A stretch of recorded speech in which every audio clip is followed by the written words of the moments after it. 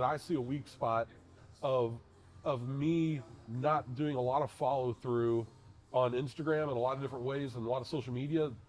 Even going and looking at the YouTube comments stuff, I haven't even looked at this. I have no clue what's even gone on with any of that stuff. I see that weakness, and instead of me doing the exact thing I hate to do, which is have to just be like, oh, well, now I got to go look at it and do it. I'm now giving that as a job to Seb. So now I don't need to think about it anymore.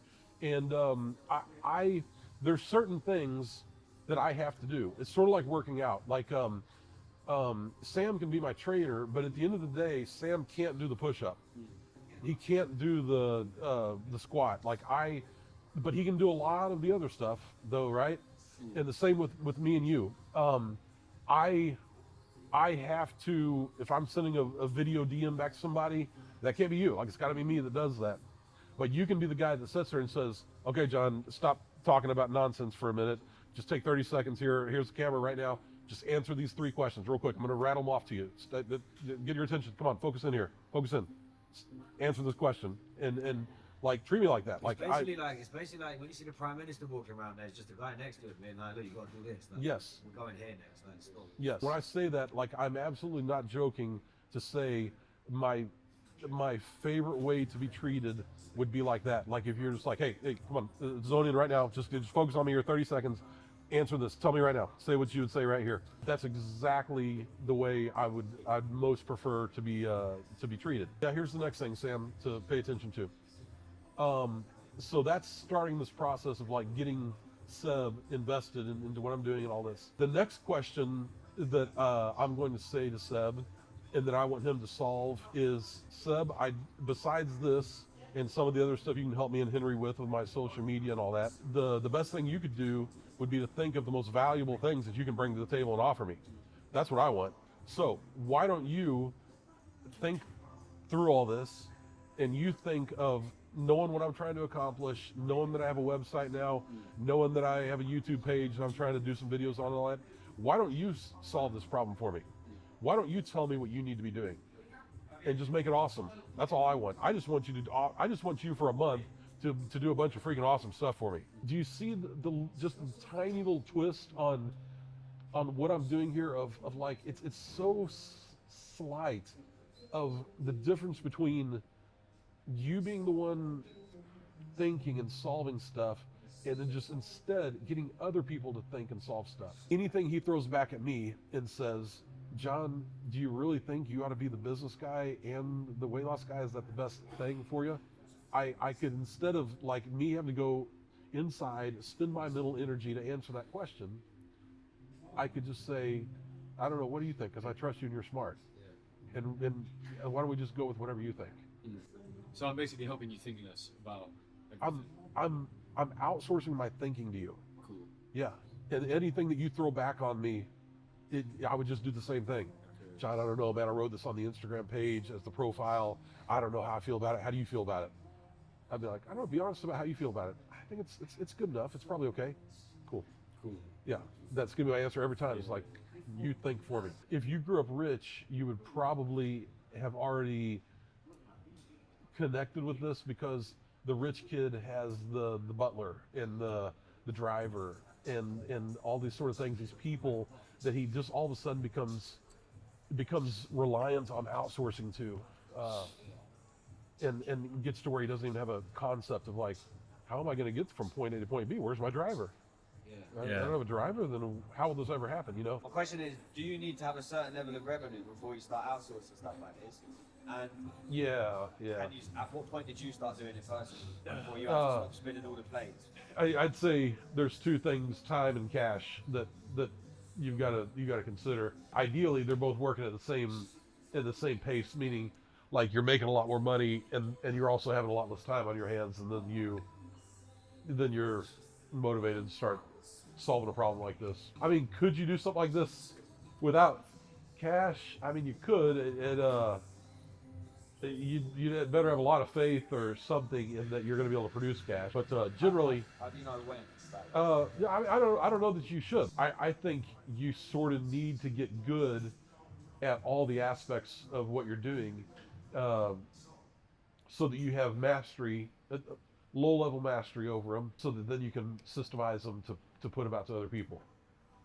You don't have to go that path, but generally, if you're not rich, if you're not starting with big pockets, like say a bank loan or something like that, generally, what that means is that you've got to, like me as a small business owner, I started with mine. You couldn't start with one guy because you needed a crew of workers. So let's say I started with 3 guys. I had to get good at how do you start a business, how do you start a corporation, what legalities are involved in that, how do you handle accounting, how do I do my own accounting, how do I do accounting that actually matters and is actually functional and useful, how do I then market the business, how do I get sales for the business, how do I deal with the website and make sure that it functions correctly, how do I handle payroll, there was a point, like right now I couldn't do a lot of those things, but there was a point 10, 15 years ago that I could do all that stuff. How long did you have to spend doing that in trenches? Until you're capable, and then the business grows to a point to where you're needed, you need to start focusing in your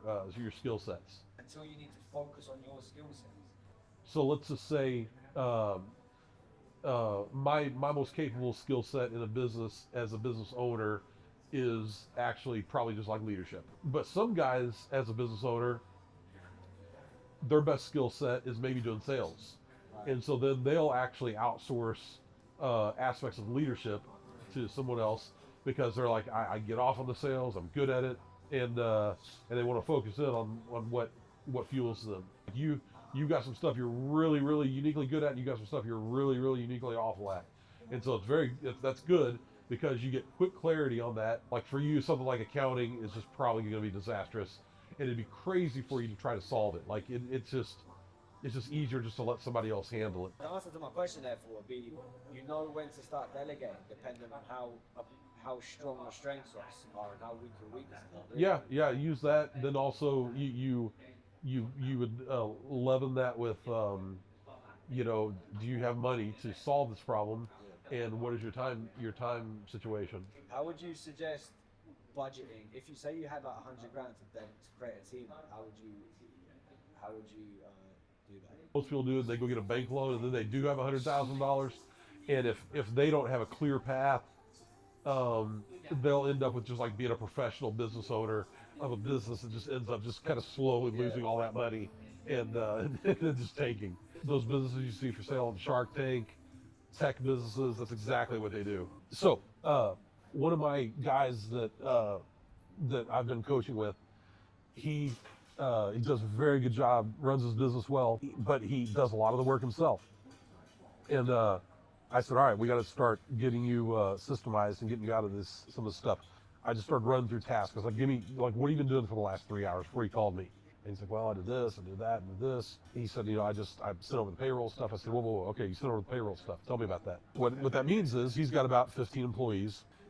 The crew leaders send him over a spreadsheet that shows how many hours they had, how many overtime hours they had, what reimbursements they need, whatever. He looks at it, compiles it into one big spreadsheet, and then sends that to the payroll company. I said, oh, okay. I said, well, how often do you do that? He goes, oh, once a week. I said, how long does it take you? He goes, I don't know, it's nothing. I just do it in 10 minutes or whatever. I was like, do you enjoy doing that? He's like, enjoy? And I was like, yeah. And he's like, no. I was like, why are you doing it? And I was like, just think about that. Every week, you are enslaved to a 10-minute process of getting a couple spreadsheets over to your payroll company. I was like, that's a nightmare.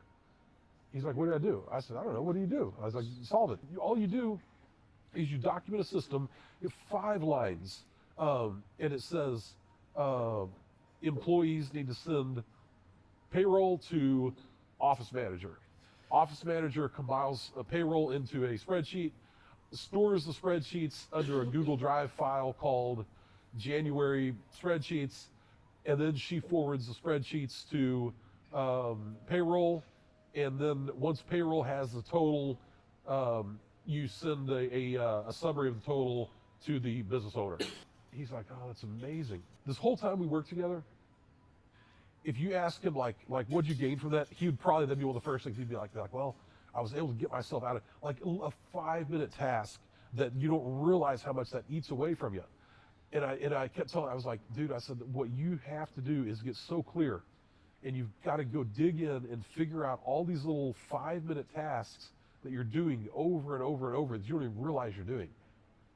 And you just take them, you just chunk one away.